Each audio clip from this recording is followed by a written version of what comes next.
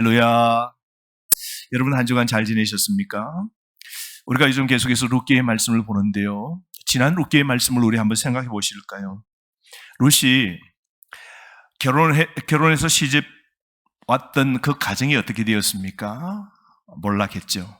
시아버지가 죽고 자기 남편도 죽고 그래서 집은 완전히 몰락하고 인생이 한마디로 결혼하고 난 이후에 깜깜하게 된 거죠. 이제 드디어 이 룻은 시어머니 한 분 모시고 자기 나라를 벗어나 시어머니의 나라로 오게 되었죠. 먹고 살기가 깜깜해서 시어머니가 부탁해서 또 시어머니를 공양하기 위해서 들판에 나가 추수 때 보리를 줍게 됩니다. 오늘이 맥추 감사주일이죠. 이 보리를 거두는 시기, 추수 때. 그래서 우연하게 보리밭에 가게 되는데 놀라운 것은 우연하게 간 그 밭이 바로 자신의 집안, 그 시어머니 나오미의 지방과 관계가 있는 친척 보아스의 밭이었습니다. 너무 놀라죠. 우연하게 갔는데 친척의 밭이었습니다. 그런데 뜻밖의 그 밭의 주인 보아스가 마침 그때 자기 밭에 한번 가보고 싶은 겁니다. 수많은 밭, 동서남북 사방에 밭들이 많은데도 하필이 남쪽에 있는 어쩌면 그 밭이었겠죠. 그래서 인부들 수고한다고 격려차 가게 되었는데 그 밭에 처음으로 왔던 오늘 룻 여인을 보게 된 겁니다. 근데 그렇잖아요, 여러분. 남자와 여자의 관계가 그런 것처럼 보아스가 딱 보니까 룻이 한순간 첫눈에 반한 겁니다. 그 베들레헴 동네에 룻이라는 여자는 모든 사람이 다 압니다. 왜요? 모압이라는 나라에서 시어머니를 쫓아서 오늘 따라온 여자. 그 동네는 외국 여자 한 이 룻, 이 사람을 다 알고 있습니다. 그분이 어머니를 얼마나 잘 모시는지 효성이 지극하다는 것도 다 알고 있습니다. 그런데 그 여자를 자기 밭에서 오늘 보게 되다니 보아스가 첫눈에 반합니다. 그래서 그에게 친주를 베풀어 주려고 그러죠. 그래서 어떻게 했습니까? 마실 수 있는 물도 대접하고 점심때가 되자 점심도 적당히 주지 않고 실컷 먹을 수 있도록 주게 됩니다. 그래서 남는 건 집에 돌아가서 어머니에게 대접하고 어머니도 먹고 배부를 만큼 점심을 줍니다. 뿐만 아닙니다. 자기 밭에서 계속해서 추수가 끝날 때까지 그 자기 밭에서 일하라고 주우라고 그럽니다. 그리고 일꾼들에게 그 곡식을 거둘 때 알뜰살뜰 거두지 말고 한 움큼씩 톡톡톡톡 떨어뜨려 놓아서 뒤에서 줍는 그 룻이 마음껏 주워갈 수 있도록 그렇게 배려합니다. 낯선 사람입니다. 룻은 오늘 처음 이 남자, 이 밭의 주인을 만났습니다. 그런데 그 주인을 통하여 놀라운 은혜를 입게 되었죠. 하루 종일 거둔 그 보리가 한 마리 되었다 그러지 않습니까?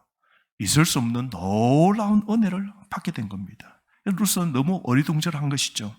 집으로 돌아와서 룻이 시어머니 나오미에게 그날 있었던 놀라운 일들을 다 말합니다.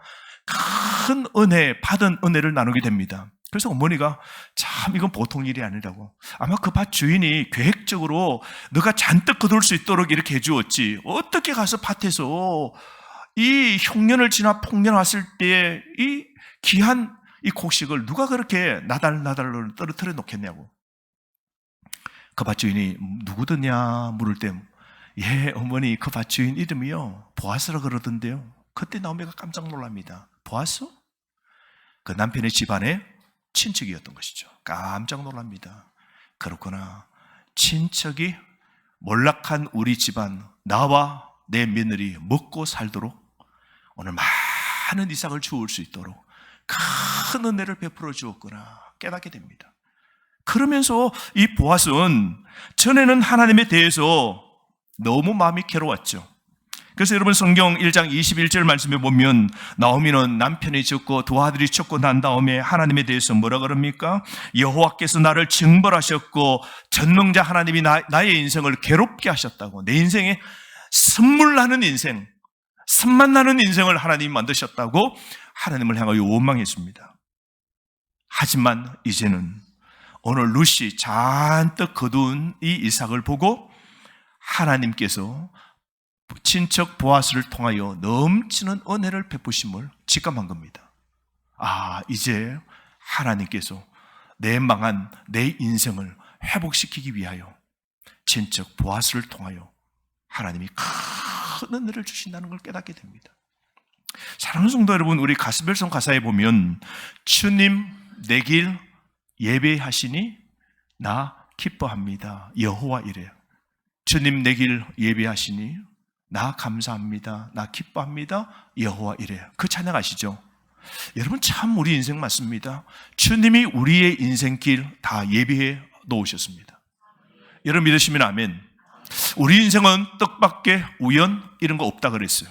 우리 인생은 모두 다가 하나님이 마침 그때 타이밍을 맞추시고 우리 인생 여기저기에 먹을 수 있는 이삭의 더미를 하나님이 떨어뜨려 놓으셨음을 여러분 믿으시기를 바랍니다. 우리 여러분 잘 아는 어쩌면 노래 가운데 산울림, 그 노래 가수가 불렀던 노래 가운데 하나가 내 마음의 주단을 깔고 라는 노래 있죠. 내 마음의 주단을 깔고 그대 길목에 서면이라는 그런 노래가 있습니다. 여러분 사랑하는 여인이 걸어오는 그 길에 뭘 깐다고요? 주단을 깝니다. 붉은 천을 깝니다. 아주 옛날에 여러분 우리가 결혼식 할 때 결혼식장에서 하지 않고 더 오랜 옛날에는 그 마을 그 집안에서 결혼했지 않습니까?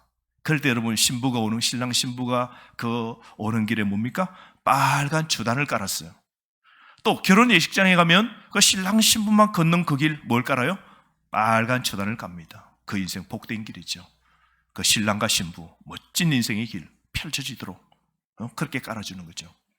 여러분 가만히 보면 세상의 노래 가사처럼 우리 하나님께서 우리의 인생길 주단 깔아놓으시고 우리 인생 골목길에서 우리 삶의 은혜를 베풀어 주시는 분, 그분이 바로 저와 여러분 우리가 믿는 하나님이십니다. 믿으시면 아멘. 우리 하나님 꼭 믿으십시오. 우리 인생길 다 예비하시고 우리 인생에 필요한 것들 하나님이 다 준비해 놓으셨음을 믿으십시오. 오늘도 1월달부터 6월달까지 오늘 맥주 보리를 거두는 오늘 추수때에 우리 인생의 거둠을 누가 주셨습니까? 하나님이 주셨습니다. 어떤 사람은 이 건강을 다 잃을 뻔했는데 사신 분도 계시죠. 감사죠. 문제가 있었는데 그 문제 안고서도 죽을 것 같았는데도 그 문제에 붙잡고서도 스스로 무거운 짐을 치고서도 오늘 6월달 여기까지 살아왔어요. 살 힘 여러분 아셨습니까? 하나님이 주신 겁니다. 우리 삶의 문제를 기도응답으로 바꾸어 놓으시지 아니하셨고 때로는 기도응답으로 채워주신 분도 하나님이십니다. 인내 속에 하나님이 연단시켜서 우리를 정금으로 만드시는 과정 속에 있어서 지금 흉년의 때를 맞고 있지만 우리의 길 예비하시고 우리의 길 주단을 깔아놓으신 분 하나님이심을 믿으셔야 됩니다. 이런 자만이 여러분 맥주 감사, 거둠이 없음에도 불구하고 하나님께 감사할 수 있는 겁니다. 왜? 주님 내 길 다 예비해 놓으신 것 알고 보면요, 믿음으로 믿으면 오늘 감사할 수 있습니다. 우리 인생 여호와 이릅니다. 모든 것 하나님이 준비해 놓으신 겁니다. 그 은혜로 우리가 인생 살아가는 것 아니겠습니까? 그래서 롯이 큰 은혜를 베풀어 주는 그 베들레헴의 부유한 밭주인 보아스라는 그 남자를 통하여서 가는 곳마다 그 밭에서 이삭을 엄청나게 거둡니다. 보리추수 시작 때부터 보리추수가 끝나고 보리추수가 끝나면 바로 밀을 또 거둡니다.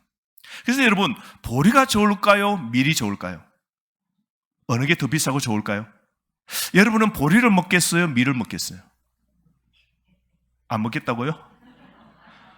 여러분 이 고대에는요 보리보다 밀이 더 좋았어요.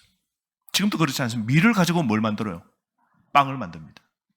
그래서 여러분 고대 사회에서 보리를 먹는다는 건 진짜 힘든 거예요. 뭘 먹어야 돼요? 밀을 가지고 빻아서 빵을 만들어 먹는 게 그들에게는 그게 밥입니다. 주식입니다. 근데 보리를 거두고 난 다음 이제 밀을 거둘 때가 오는 겁니다. 그리고 그 밀을 거두고 밀을 다 거두 베고 난 다음 추수합니다. 그래서 보리 추수부터 밀 추수까지 한 6개월 됩니다. 그러니까 룻은 큰 이삭들을 떨어뜨려주고 많이 거두어 갈 수 있도록 은혜를 베풀어주는 보아스 밭에서 6개월 동안 그렇게 다 거둡니다. 그러니까 나오미의 그 집은 부엌은 아마 가득 찼을 겁니다. 다 먹지 못하고 그걸 팔아 뭐 했을까요? 돈 만들었겠죠. 돈으로 그리고 풍요로운 삶을 참 큰 은혜를 베푸는 주인인, 자비가 있는, 은혜가 있는 그 친척 보아스를 통하여 인생이 펴진 것이죠. 자, 그런데 문제는 나오미가 가만히 생각하니까 이제 추수가 끝나면 이 보아스를 만날 기회가 없게 됩니다. 자기 마음속에는 지금은 그런 게 없습니다, 여러분. 지금은 그런 법이, 이런 이상한 법이 있을 수도 없습니다. 3,500년 전에는 이런 법이 있었어요. 한 집안에 열심히 일하려고 하다가 흉년이 되고 거둘 것 없고 또 빚지고 마이너스 통장 깔고 그러다가 억대 수십억의 빚을 졌다. 완전 망해버렸다. 아버지로부터 대대로 받았던 그 재산도 밭도 다 팔았어요. 다 팔아서 어쨌든 빚도 갚고 뭐를 일어서 보려고 할 때마다 다 실패고 망하고 그래서 나중에는 어떻게 했냐면은 큰 자녀도 아버지 제가 가서 제 몸뚱아리가 돈이 되는데요, 제가 남집에 종으로 가서 그리고 그 값으로 한번 우리 집안 이렇게 해야 되지 않겠습니까? 큰아들도 종으로, 둘째도 종으로, 셋째도 종으로 팔려갑니다. 자신도 종으로 팔려갈 만큼 집안이 끝나버렸어요. 그렇게 되면 이 집안을 누가 일으켜줘야 됩니까? 여러분, 우리가 한번 가난에 떨어지면요, 일어서는 게 쉽지 않아요. 큰 가난이 오면 다시 회복한다는 게, 여러분, 이게 복원력이 이게 쉽지 않습니다. 병도 몸살 정도 오는 거는 한 일주일, 이게 2주 하면 약 먹고 회복이 될 수 있어요. 큰 질병이 오면 우리가 다시 거기에서 일어서기가, 여러분, 정말 쉽지 않지 않습니까? 회복이 쉽지 않아요. 한 번 망한 이 집안이 일어서는 거 쉽지 않습니다. 그래서 우리 하나님께서 제도적으로 3,500년 전에 그런 집안, 그런 사람이 다시 살 수 있도록, 은혜로 일어설 수 있도록 법을 하나 만드셨는데, 그 사람에 가까운 집안에 유력한 사람, 부자가 되어야 되겠죠. 부자가 마음도 좋아야 되겠죠. 그래서 걱정 말라고, 형님, 동생, 내가 책임다 줄게. 그 빚 얼마냐고 내가 다 갚아줄게. 그래서 팔아먹은 그 밭을 다 자기가 돈 주고 사서, 형님, 밭 제가 다 사왔습니다. 이제 사십시오.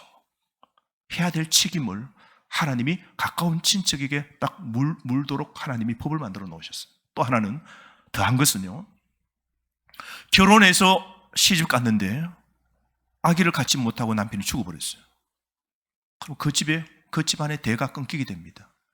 그러면 이 집에 시집 와서 아이 없이 내 인생이 완전 영영 갈 수 있잖아요. 남편이 죽어버렸으니까. 그러면요, 둘째 동생이 형수와 결혼해서 대를 이어줘야 될 이유가 있는 겁니다. 그게 하나님 그렇게 만들어 놓으시죠. 또 다른, 그 집안에 남자가 없으면 뭐요?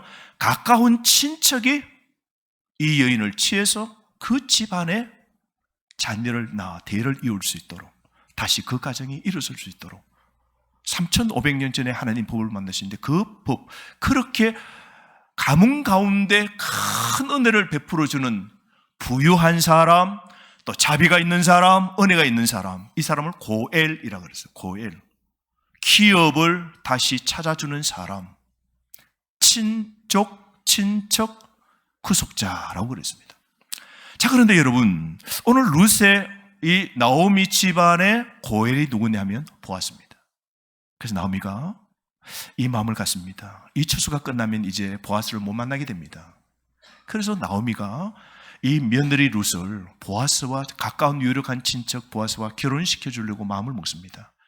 그래서 추수가 끝나는 날 이제 타작을 할 때에 이 시어머니가 며느리를 불러서 말합니다. 얘야, 너 나한테 배운 것도 있지. 우리 집안의 고엘의 역할을 감당해야 될 사람이 그 밭 주인이란다. 그 밭 주인 그 남자와 결혼해서 내가 자녀를 얻고 우리 집안을 살리는 일을 해야 된단다.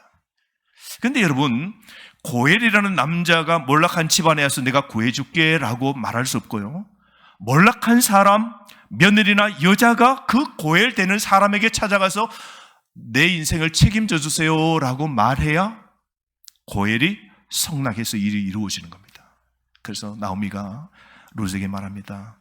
룻, 너가 이제 이 타작 끝나면 이제 이 남자 만나지 못하니까 내가 오늘 밤에 목욕을 하고 옷을 예쁘게 입고 기름을 바르고, 요즘 말로 하면 아주 향기 나는 향수를 딱 뿌리고, 옷을 딱 정갈하게 차려입고, 오늘 밤에 타작하는 마당에, 고대 사이에 여러분 타작할 때 도둑이 와서 이렇게 거두은 이삭들을 여러분 그 더미를 훔쳐갈 수 있잖아요.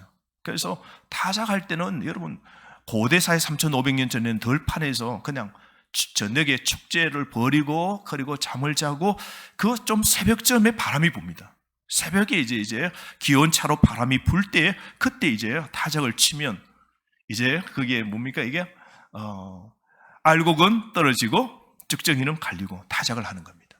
그래서 다 인부들과 주인은 들판에서 그렇게 잠을 잡니다. 그래서 롯, 오늘 밤에 너가 몰래 가서 사람의 눈에 띄지 않도록 다 보다가 그 밭 주인 보아스가 어디에 잠을 자는지 다 봐두었다가 그 잠자는 그 남자 이불을 몰래 들고 그 남자 발바닥 그 있는 곳에 싹 들어가서 너가 있거라. 그러고 그 남자가 묻거든. 말해라. 당신이 내 인생을 책임져 달라고. 하나님의 율법에 당신은 고일이라고 기업 물을 자 몰락한 우리 집안을 책임져 줄 사람이라고 그렇게 너가 청혼을 하라고 그렇게 부탁을 합니다. 그래서 이 룻은 어머니의 말씀을 듣고 그대로 순종해서 그날 밤에 가만히 들판에 가서 몰래 보니까 보아스가 이불을 깔고 이제 저녁에 간하게 먹고 이제 잠을 잡니다. 그런데 그 자리에 몰래 들어가서 그 발치에 이불을 들고, 한 이불이 있는데 그 이불을 들고 거기 가서 싹 기다리고 있습니다. 떨리는 마음이겠죠. 보아스는 그것도 모르고 한참 잠을 자다가 이게 인기척이 나고 저 한밤중이 되니까 추우니까 냉기가 느껴져서 이불을 당기면서 뒤치락거리다가 보니까 자기 발에 뭔가 툭툭 걸리거든요. 얼마나 놀랐겠어요, 여러분. 이게 뭔가 싶어서 깜짝 놀라서 보니까 한 여자가 거기 있는 겁니다. 깜깜해서 누군지 잘 보이진 않아서 묻습니다. 되게 누구요? 라고 물었더니 뭐라 그래요? 주인님, 접니다. 룻입니다. 제가 룻입니다. 당신 알지 않습니까? 당신의 은혜를 베풀어 주어서 많은 이삭을 거두게 된 룻입니다. 말을 합니다. 그러자 그 보아스가 너무 놀래가지고 그렇게 있는데 이렇게 말합니다. 그 말이 뭐냐면요, 오늘 이 본문의 말씀 보면 당신의 옷자락으로 나를 덮어 주십시오 라고 그렇게 말합니다. 오늘 본문 말씀 9절 말씀 보십시오. 9절. 당신의 옷자락을 펴서 당신의 여종 저를 덮어 주십시오. 여러분, 남자가 한 이불에 여자와 함께 나누어 덮을 수 있는 그 여자는 누굽니까? 아내입니다. 아내만이 한 이불을 같이 덮을 수 있잖아요. 오늘 그 깜짝 놀란 보아스 앞에서 룻이 이렇게 말합니다. 당신의 옷자락으로 나를 덮어주십시오. 이 말은 뭐냐면요, 나를 아내로 삼아주십시오 하고 오늘 뭐를 하는 거냐면 오늘 청혼을 하는 겁니다. 사랑하는 성도 여러분, 오늘 여기 보면 옷자락을 덮어주소서라는, 덮어달라는 이 말이 룻이 전에 보아스를 통하여 들었던 말인데요, 룻기 2장 12절 말씀입니다. 룻기 2장 12절 말씀 보십시오. 보아스가 이 모압 여인 룻이 자기 밭에서 이삭을 치울 때에 이렇게 칭찬하죠. 당신이 주 이스라엘의 하나님의 날개 밑으로 보호를 받으러 왔으니 하나님께서 당신에게 넉넉히 복을 주실 것입니다. 하나님의 날개 밑으로 보호받으러 모압 땅에서 이 이스라엘 땅으로 와서 하나님의 날개 아래 너가 살기를 원하는데, 하나님이 날개 아래 거하는 자에게 주시는 너의 인생의 보호를 하나님이 해주시기를 나는 축복합니다. 보아스가 그 말을 한 적이 있거든요. 그런데 오늘 룻이 뭐라 그럽니까? 당신이 저나 뭐라 그랬습니까? 하나님이 날개 그늘로 내 인생을 보호해 주기를 축복했죠. 내 인생을 덮어주어야 될 사람이 바로 당신입니다 라고 부탁하는 겁니다. 사랑하는 성도 여러분, 오늘 여기에 가만히 들어보면 하나님의 날개, 하나님의 옷자락으로 덮어달라는 것, 오늘 이게 우리에게 필요한 것 아닙니까? 하나님의 날개에 우리가 덮임 받아야 보호받습니다. 우리 지난 1월달부터 6월달까지 하나님의 날개 아래에, 그늘 아래에 보호받은 여러분 사건과 삶이 있습니까? 신앙의 간증거리가 있습니까? 저는 한 달 전에 어떤 한 분이 그런 이야기를 하더라고요. 자기가 반려견을 키우는데 그 반려견을 너무너무 사랑해요. 반려견과 동거동행을 하는데요. 챙기고 그 반려견을 위해서 그렇게 사는데요. 근데 그 반려견이 무지개 다리를 건넜대요. 반려견이 죽자 마음에 너무너무 이 빈 공간, 공허함이 밀려왔습니다. 그래서 뭐 살 의욕도 없고 그래서 그 반려견이 세상을 떠나고 이별 때문에 너무너무 가슴이 아파가지고 먹을 마음도 없고 일할 의욕도 없고 아무것도 없었답니다. 근데 몸무게가 10kg가 빠졌대요. 그래서 자기 인생이 막 너무 깜깜해가지고 잠도 못 자고, 그 반려견이 막 세상 떠날 때 그 치료한다고 늘 병원 왔다 갔다 하고 밤중에도 보살피고 그렇게 하면서 잠도 못 자고, 반려견이 떠나서도 이 막 불면증 때문에 잠도 못 자고, 그럼 직장 가는데 또 운전을 해야 되잖아요. 운전을 하고 가다가 잠을 너무 못 잤기 때문에 운전하다가 졸음이 온 거예요. 그러다가 부딪힌 거예요. 근데 차가 완전히 박살났대요. 그것도 그 외제차 벤츠 있잖아요, 벤츠. 완전 차가 폐차할 정도로 완전히 부서졌대요. 근데 놀라운 것은 그 말 하고 있는 그 사람이 제가 더 놀라운 거예요. 차는 폐차를 시켰다는데 자신은 지금 멀쩡한 거예요. 그래서 제가 그걸 참 하나님의 은혜입니다. 하나님의 은혜입니다. 성경의 말씀대로 하나님께서 날개로 당신을 딱 사고 날 때에 딱 감싸주셔서 하나도 그냥 다치지 않도록 하나님이 해주셨지, 이건 하나님의 은혜입니다. 당신은 정말로 예수 믿고 살아야 됩니다. 그 말하고 싶다. 예수님을 확실히 믿지 못하는 그분에게 정말 하나님이 은혜를 주시고 예수 믿도록 인생의 기회와 이 놀라운 은혜를 베풀어 주신 것, 참 제가 깨닫고 하나님의 은혜로 살아가는 한 사람을 만난 적이 있습니다. 어느 한 사람이 그 농장에서 일을 하는데요, 불이 난 겁니다. 농장에 들불이 일어나는데요, 집이 다 타고 농장에 있는 이 짐승의 가축 있는 막사가 다 타버린 겁니다. 한순간 불이 일어나는데 불을 끌 수가 없더랍니다. 불이 한번 붙는데 여러분 농장에서 어떻게 하겠어요? 차가 달려오는 순간 불이 그냥 한순간에 그냥 세게 부는 바람에 그냥 완전히 다 태우는데 순식간에 새까맣게 다 타버린 거예요. 너무 화가 나고 너무 모든 걸 다 잃었어요. 그래서 자기 농장을 이렇게 둘러보니까 다 잿더미가 되고 새까맣게 되어 있는 겁니다. 근데 지나가다 보니까 늙은 암탉이 새까맣게 탔어 있는 거예요. 자기가 기분이 나빠가지고 발로 그 늙은 암탉이 새까맣게 탄 걸 툭 하고 쳤더랍니다. 놀라운 것은 암탉이 새까맣게 탄 그걸 발로 쳤더니 그 안에서 몇 마리의 그 새끼들이 푸르푸르 나오는 거예요. 자기가 그 순간 보니까 깨달은 점이 많았대요.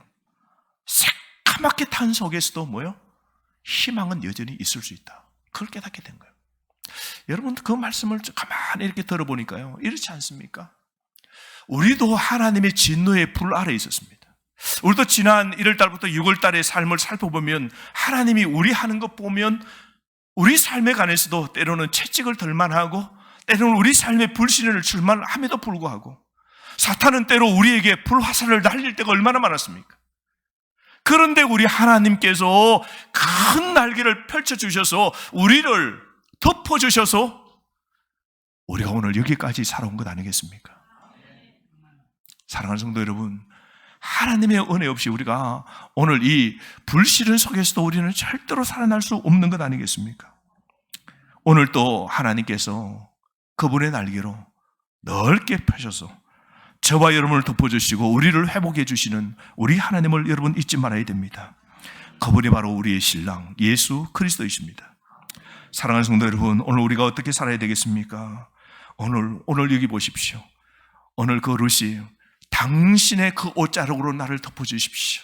내 인생은 끝장났지만 당신은 고엘로서 하나님의 그 말씀대로 내 인생과 내 가문의 몰락한 것을 다시 일으켜 구원시켜줄 자는 당신입니다. 당신의 그 옷자락으로 덮어주십시오. 당신의 신부로 나를 삼아주십시오. 부탁하는 거 보십시오. 그릇은 그 남자의 발치 가까이로 이불을 비집고 그 남자 가까이로, 신랑될 그 남자 가까이 구원과 은혜를 베풀어주고 결혼해줘야 될 구원자, 그 보아스, 그 발치로 나아간 거 보십시오. 사랑하는 성도 여러분, 우리는 신랑 되신 예수님 앞에 우리는 신부입니다. 오늘 저와 여러분 신부 우리가 살려고 하면요, 신랑 발치 가까이로 나아가야 됩니다. 신랑 예수 그리스도 그 주님께 가까이 나아가야 됩니다. 그리고 그 주님 앞에 있어야 됩니다. 그럴 때 그 주님이 우리를 어떻게 해요? 신부인 우리의 문제와 우리의 환경을 어떻게 해요? 그의 옷자락, 그의 날개로 덮어주시는 것이죠. 우리가 7월달부터 또 새로운 삶을 시작합니다. 12월달까지 어떻게 우리가 살아야 될까요? 하나님이 날개를 펴시고 하나님이 옷자락으로 불쌍한 우리의 가정, 우리의 자녀, 우리의 삶을 덮어주시고 보호해 주셔야만이 우리가 7월달부터 12월달도 힘있게 살아갈 수 있는 겁니다. 기억하십시오. 우리의 평안, 안식, 자유, 영생, 이건요, 하나님의 날개, 그 주인의 옷자락, 신랑 예수 그리스도의 옷자락, 그 주님의 은혜의 날개 그늘 아래에 있을 때요, 우리가 진정으로 누리게 되는 것이죠. 우리 주님이 그런 말씀하셨지 않습니까? 마지막에 예루살렘에 올라가셔서 하신 말씀이, 암탉이 그 새끼를 날개 아래 모으는 것과 같이 얼마나 자주 우리를 모으기를 원하는지, 여러분 이걸 아셔야 됩니다. 하나님은요, 지금 또 여러분들이 하나님의 날개 아래로 들어오시기를 원하십니다. 여러분, 그래서 하나님의 날개를 벗어나지 마십시오. 교회를 벗어나지 마십시오. 하나님의 은혜의 자리를 벗어나지 마십시오. 하나님이 우리에게 모든 걸 예배해 놓으시고 복 주시는 그 하나님의 길에서 벗어나지 마십시오. 주님께서 우리 길 다 예배해 놓으셨습니다. 바로교는 오늘 맥주 감사 주일입니다. 우리의 인생 추수 거두게 해주시는 분 하나님이십니다. 그러면 오늘 여러분 근심 걱정하지 마십시오. 어려울 때도 낙심하지 마십시오. 위험한 일 당할 때도 절망하지 마십시오. 우리의 덫을 것 아시는 분, 신랑 되신 주님이십니다. 구하는 것 주시는 분, 날개 넓게 펴시고 보듬어 주신 하나님이십니다. 어려운 시험 당할 때 우리를 품어주시는 분, 구주 하나님이십니다. 근심 걱정 말고 힘있게 살아가는 저와 여러분 되기를 주의 이름으로 축복합니다.